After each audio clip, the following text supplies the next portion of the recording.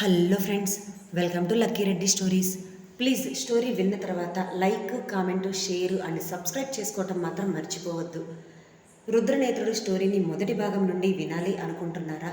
అయితే నా ప్రొఫైల్లో ప్లేలిస్ట్లో ఉంటుంది, వినండి. ఇక స్టోరీలోనికి వెళ్ళిపోదాం. ఎంజాయ్ ఎంజాయ్ చేస్తున్నాను మరదల పిల్ల అని కన్ను కొట్టి అన్నాడు నేత్ర. అతను కన్ను కొట్టడంతో మరింతగా సిగ్గుపడిపోతూ ఫేస్కి రెండు చేతులు అడ్డం పెట్టుకుంది సాత్విక. ఆమె అలా సిగ్గుపడుతూ ఫేస్కి రెండు చేతులు అడ్డం పెట్టుకోవటం నేత్రకి చాలా బాగా నచ్చింది. ఆడవారి సిగ్గు కూడా వారి అందాన్ని మరింత పెంచేస్తుంది అన్న విషయం ఇప్పుడు సాత్వికని చూస్తుంటే తన మనసులో ముద్రపడిపోయింది. ఇంతకుముందు ఆమె సిగ్గుపడుతున్నప్పుడు బాగానే నచ్చేది.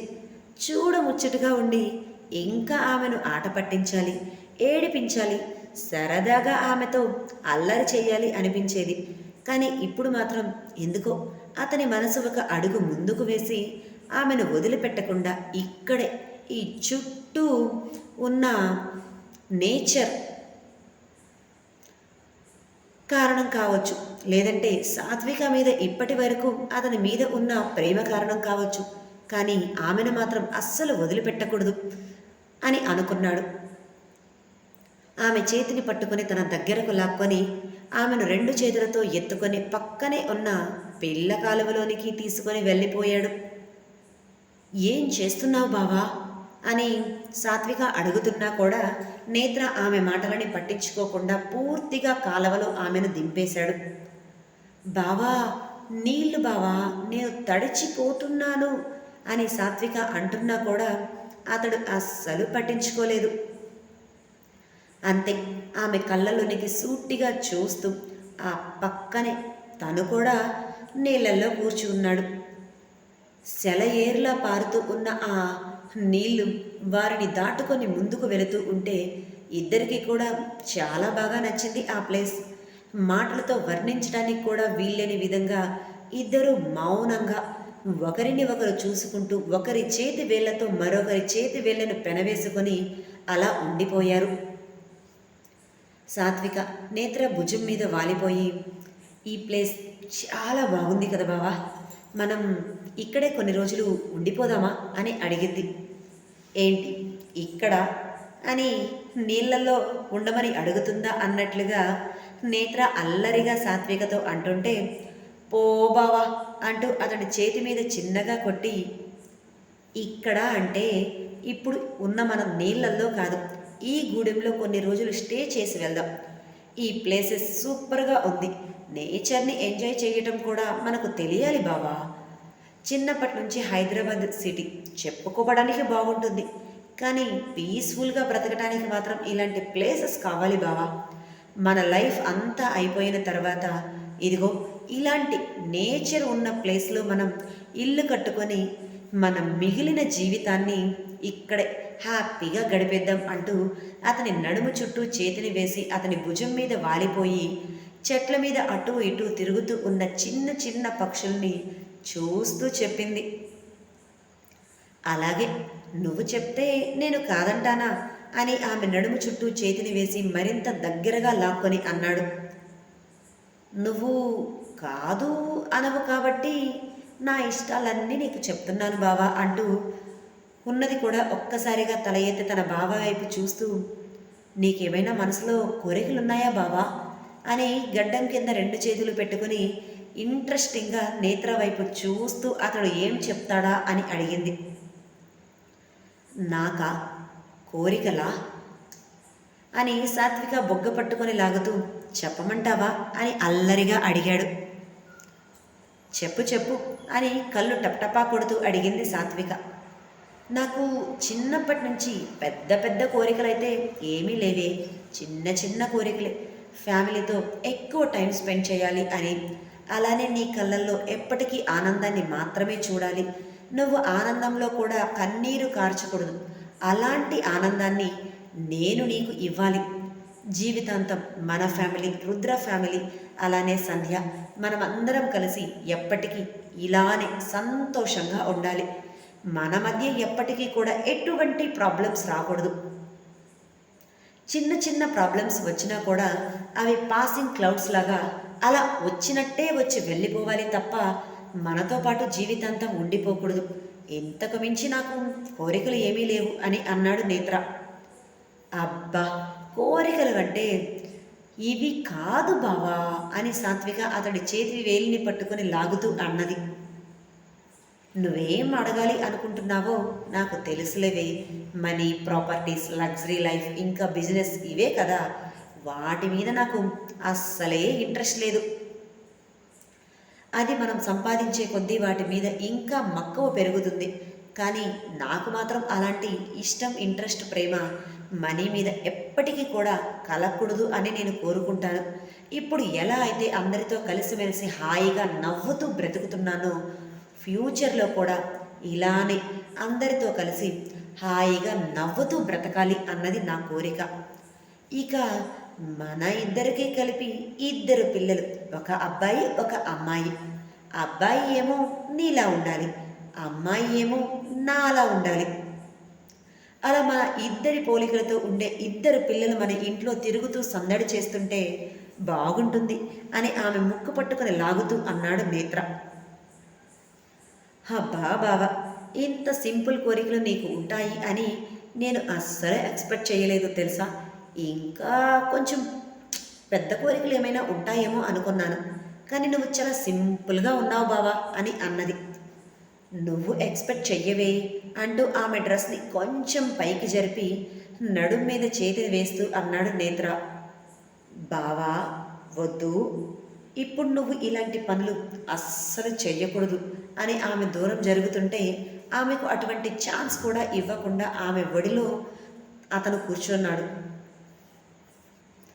బావా, నేను నిన్ను మొయ్యలేను, నువ్వు ఇలా నా మీద కూర్చుంటే అని పూర్తిగా అతడికి అతుక్కొని అతని గుండెల మీద తలపెట్టుకొని అతడి నడుము చుట్టూ 2 చేతులు వేసి అన్నది సాత్విక. అప్పుడప్పుడు నువ్వు నన్ను మొయ్యాలే, తప్పదు. భార్యాభర్తలు అన్నాక బరువు, అంతకు మించి బాధ్యతలు చాలా ఉంటాయి. ఇప్పుడు నా బరువుని నువ్వు మొయ్యి, ఆ తర్వాత నీ బాధ్యత నేను తీసుకుంటాను అని అల్లరిగా కన్ను కొట్టి ఆమెను పూర్తిగా నీళ్ళల్లో పడుకోబెట్టేశాడు నేత్ర. ఆ కాలువ పెద్ద లోతేమీ లేదు, జస్ట్ ఒక జాన మాత్రమే ఉండటంతో ఆమె పడుకున్నా కూడా ఆమె తల మీద నుండి వచ్చే వాటర్ 2 పాయలుగా చీలి ఆమెకు అటు ఇటు వస్తూ ఉన్నాయి తప్ప ఆమె తల మీదుగా మాత్రం రావటం లేదు. అప్పుడు సాత్వికని చూస్తూ ఉంటే తడిచిన బట్టల్లో ఆమె అందాలు పూర్తిగా బహిర్గతం అవుతూ ఉంటే నేత్ర అల్లరిగా, ఇలా చాలా బాగున్నావు తెలుసా. మనం షవర్ కింద ఉండి నీళ్ళతో తడుస్తూ మన మూమెంట్స్ని హ్యాపీగా ఎంజాయ్ చేస్తున్నా కూడా ఎటువంటి ఫీల్ మనకెప్పుడు రాలేదు అని ఆమె పెదవులు అందుకున్నాడు. బావా, మరి ఇక్కడ అంటూ ఉన్న సాత్విక కూడా ఇక నోట మాట రాక అతని ముద్దుకి సహకరిస్తూ అతని చుట్టూ 2 చేతులు వేసి మరింతగా అతడిని తనలో పొదువుకుంది. కాలువలో ఉన్న చిన్న చిన్న రాళ్ళు ఆమె వీపుకు గుచ్చుకుంటున్నా కూడా అవేమీ అప్పుడు తనకు తెలియటం లేదు. తను తన బావ ఇద్దరు హ్యాపీగా ఆ మూమెంట్ని ఎంజాయ్ చేయాలి అనుకుంటున్నారు. అలానే ఎంజాయ్ చేస్తున్నారు. వెనక ఉన్న బాధ తను మర్చిపోతుంది ఆనందంలో. 2 నిమిషాల పాటు ఆమె పెదవుల్ని ముద్దాడి ఆ తర్వాత తను తల మాత్రమే పైకెత్తి ఒక చేతిని ఆమె పక్కన పెట్టి మరో చేతి నిండా నీళ్లు తీసుకుని ఆమె మెడ మీద నుంచి కింద గుండెల వరకు కూడా నిదానంగా ఒక్కొక్క డ్రాప్ నీళ్లు పోస్తూ ఉన్నాడు నేత్ర. ఆల్రెడీ నీళ్లతో పూర్తిగా తడిచిపోయిన ఆమెకు నీళ్ళు మీద పడ్డా కూడా పెద్దగా డిఫరెన్స్ ఏమీ ఉండదు. కానీ అక్కడ తన మీద నీళ్లు పోస్తుంది తన బావ, అది కూడా ప్రేమతో. అంతకు మించి ఇద్దరి మధ్య రగులుతున్న కోరిక వల్ల ఏమో అతడు తన మీద పోసిన ఆ వాటర్ తనలో కొత్త కోరికని కలిగించాయో ఏంటో. అప్పటి వరకు కళ్ళు మూసుకొని తన బావ పెడుతున్న ముద్దుని ఆస్వాదిస్తున్న సాత్విక చిన్నగా కళ్ళు తెరిచి మత్తుగా బావా అని పిలిచింది. ఆమె అలా మత్తుగా తనని పిలుస్తుంటే నేత్ర మనసులో ఏదో తెలియని కొత్త ఉత్సాహం, అదే కొత్త ఉత్తేజంతో ఆనందంతో ఆమె డ్రెస్ని కొంచెం పైకి జరిపి నడుం మీద తన నోటి నిండా నీళ్లు తీసుకుని ఆమె నాభి మీద వేసేశాడు. మరొకసారి ఆమె మత్తుగా బావా అని పిలవటంతో ఇక ఆగలేని అతను ఆమె నాభి లోతును తన నాలుగుతో కొలుస్తూ ఆమెను మరింతగా రెచ్చగొట్టాడు. అలా అతనిని చుట్టూ ఉన్న నేచర్ రెచ్చగొట్టిందో అంతకు మించి తన మరదలు భార్య అయిన సాత్విక త్వరగా నన్ను నీలో కలిపేసుకో అంటూ మత్తుగా బావా అని పిలుస్తుంటే ఆగలేని నేత్ర బాడీ అంతా కూడా తన పెదవులతో ఆమెను స్మరిస్తూ పూర్తిగా తనలో కలిపేసుకున్నాడు. చుట్టూ ప్రకృతి, నీళ్లలో వాళ్ళ సంగమం జరిగిపోయింది. అలా ఎంతసేపు వాళ్ళిద్దరూ టైం స్పెండ్ చేశారో వాళ్ళకే తెలియదు. 4 గంటల టైంలో తిరిగి గూడెం దగ్గరకు వచ్చేశారు. వస్తున్న వాళ్ళిద్దరినీ చూసిన దాక్షాయిని, ఎక్కడికి వెళ్ళారా ఇంతసేపు? అడవి చూడటానికి వెళ్తున్నాం అని చెప్పి వెళ్ళారు. త్వరగా రావాలి కదా, రాకపోతే మాకు భయంగా ఉంటుంది కదా. అయినా అడవిలో ఏం చేస్తున్నారా త్వరగా రాకుండా అని కాస్త సీరియస్గానే అడిగింది దాక్షాయిని. పాపం వాళ్ళు ఎందుకు వెళ్ళారో తెలియక. అది అమ్మా నీకు ఎలా చెప్పాలి అని నేత్ర తల వెనక చేతిని పెట్టుకుని దాక్షాయినికి సాత్విక ఏమీ చెప్పలేక లోపలికి వెళ్ళిపోయింది. అబ్బా అమ్మ, వాళ్ళు హ్యాపీగా టైం స్పెండ్ చేయటానికి వెళ్తే నువ్వేంటే మధ్యలో వాళ్ళని ఆపి ఇలా మాట్లాడతావు? ఎలాగూ వచ్చేశారు కదా, ఇక వదిలేయ్ అని అన్నాడు రుద్ర.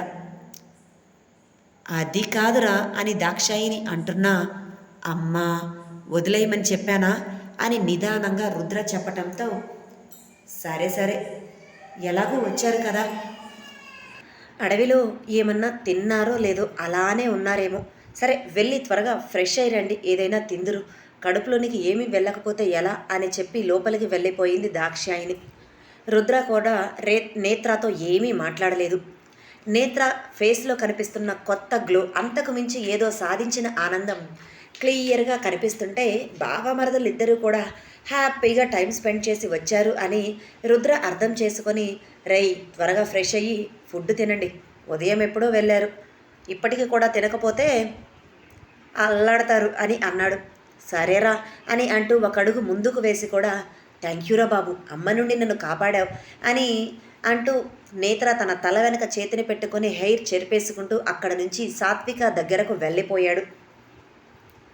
ఈవినింగ్ టైం కావటంతో అడవిలో దొరికే పండ్లు తీసుకుని వచ్చి గంగ యష్మికి ఇవ్వటంతో అవి బాబుకు తినిపిస్తూ ఉంది. కరెక్ట్గా అప్పుడే ఇంటి లోపలికి సిగ్గుపడుతూ వచ్చిన సాత్వికను గమనించిన యష్మి, ఏంటే తెగ సిగ్గుపడిపోతున్నావు, ఏం జరిగిందేంటి అని నవ్వుతూ అల్లరిగా అడిగింది. అది అది ఏం లేదులే అని చెప్పి యష్మి వైపు చూడలేక వెనక్కి తిరిగి నిలబడింది సాత్విక. అబ్బో చాలా ఉందే అని అంటూ, ఉదయం ఎప్పుడో అడవిలోకి వెళ్ళారు, ఇప్పుడేనా తిరిగి రావటం, లేకపోతే నా అని సాగదీస్తూ అడిగింది యష్మి.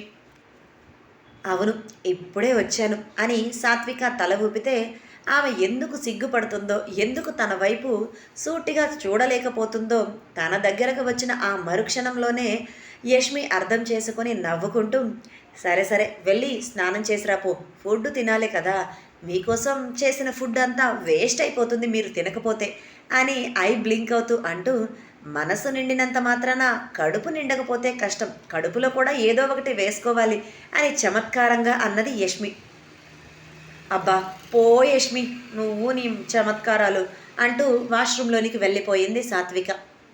సాత్విక అలా వాష్రూమ్లోనికి వెళ్ళిపోయిన మరుక్షణం నేత్ర అక్కడికి వచ్చి సాత్విక కోసం చూశాడు. కానీ సాత్విక కనిపించకపోవటంతో ఎక్కడికి వెళ్ళిపోయిందబ్బా ఇది, ఇప్పుడే కదా లోపలికి వచ్చింది అని చుట్టూ చూస్తూ ఉన్నాడు. నేత్ర చూపులు ఎవరి కోసమో అర్థం చేసుకున్న యష్మి, హలో మాస్టారు అంటూ నేత్రని పిలిచి, తమరు కూడా వెళ్ళి స్నానం చేసి వస్తే ఫుడ్ తినొచ్చు, మొగుడు పిల్లలు ఇద్దరు కలిసే తినొచ్చు, ఇద్దరికి కలిపే పెడతాం మేము ఫుడ్ అని అన్నది. అది కాదు యష్మి అని నేత్ర అంటుంటే, ఇప్పటి వరకు నీ పెళ్ళంతోనే తిరిగి వచ్చావు కదా, చుట్టూ నలుగురు ఉన్నప్పుడైనా కాస్త నీ పెళ్ళాన్ని వదిలిపెట్టబోయ్, ఎప్పుడు పెళ్ళాం కొంగు పట్టుకొని తిరుగుతానంటే ఎట్లా అని అల్లరిగా యష్మి అనటంతో, అబ్బా అందుకు కాదు యష్మి, లగేజ్ ఎక్కడ పెట్టిందా అని సాత్వికని అడుగుదామని ఇక్కడికి వచ్చాను.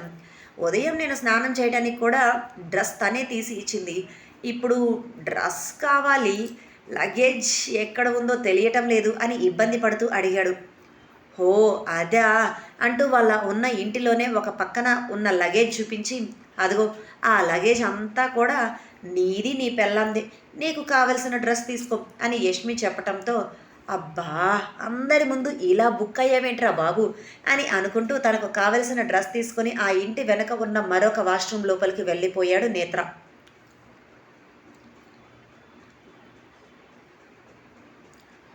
రుద్ర ఎప్పటికప్పుడు ఫోన్ చేసి రాజేంద్ర గురించి రాహుల్ గురించి తెలుసుకుంటూనే ఉన్నాడు. వాళ్ళ కోసం స్పెషల్గా ఏర్పాటు చేసిన కేర్ టేకర్ ఎలా చూసుకుంటున్నారు అనేది, అసలు చూసుకుంటున్నారా లేదంటే వదిలేశారా అనేది. వదిలేసినా తనకు పెద్ద పట్టింపు ఏమీ లేదు. వాళ్ళ గురించి జాగ్రత్తగా అక్కడ ఉండి చూసుకునేంత ఇంపార్టెంట్ పర్సన్స్ అయితే వాళ్ళు కాదు కదా ఇప్పుడు. రాహుల్కి అయితే కేర్ టేకర్స్తో పనే లేదు. అన్నీ కూడా రమ్య దగ్గరుండి చూసుకుంటుంది.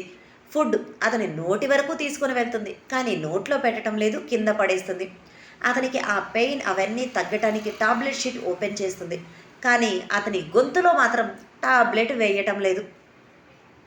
ఇవన్నీ తెలుసుకున్న రుద్ర నవ్వుకున్నాడు. నిజంగా అత్త చాలా తెలివైనది, కానీ మా అమ్మ మాత్రం ఎందుకో అలా చెయ్యలేకపోయింది. మా అమ్మ కూడా ఇలానే ఎప్పుడో నిజం తెలిసినప్పుడే చేసి ఉంటే ఈ రాష్ట్రంలో ఇన్ని గొడవలు జరిగేవి కాదేమో, రుద్రనేత్రుడిగా నేను పుట్టాల్సిన అవసరం వచ్చేది కాదేమో. ఏంటో కొన్ని జరగాలంటే కొంతమంది కొన్ని చెయ్యకూడదేమో. అత్త చేసినంత డేర్ ఇప్పుడు అమ్మ చెయ్యమంటే చేస్తుంది, కానీ అప్పుడు అమ్మ చెయ్యలేకపోయింది అని అనుకున్నాడు. చుట్టూ అడవి, మధ్యలో గూడెం అడవి కావటంతో అడవి జంతువులు ఏమైనా వస్తాయి అని మ్యాక్సిమం అందరూ కూడా 7 గంటల కల్లా తినేసి నిద్రపోవటానికి పక్కలు సిద్ధం చేసుకున్నారు. అబ్బా ఇక్కడ 7 గంటలకే తిని ప్రశాంతంగా పడుకుంటున్నారు. అదే సిటీలో అయితే 12 గంటలు దాటినా కూడా ఇంకా తింటూనే ఉంటారు, ఫోన్ చూస్తూ టైం గడిపేస్తుంటారు. నిజంగా ఈ నేచర్, ఈ హ్యాబిట్స్ ఇవన్నీ కూడా సూపర్గా ఉన్నాయి. అందుకే ఈ గూడెంలో ఉన్న వాళ్ళు చూడటానికి అందరూ కూడా చాలా ఫిట్గా కనిపిస్తున్నారు.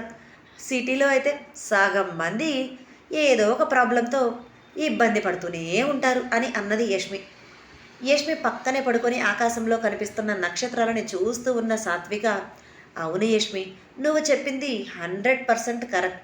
నువ్వు గమనించావో లేదో, మనకు హైదరాబాద్లో ఈ స్టార్స్ కూడా ఎక్కడో 1, 2 ఉన్నట్లుగా అది కూడా ఎప్పుడో ఒక్కసారి కనిపిస్తుంటాయి. కానీ ఇక్కడ చూడు, గ్యాప్ కూడా లేకుండా మనకి ఎన్ని స్టార్స్ కనిపిస్తున్నాయో, చాలా బాగుంది కదా చూడటానికి అని కొత్త వింత చూస్తున్నట్లుగానే అన్నది సాత్విక.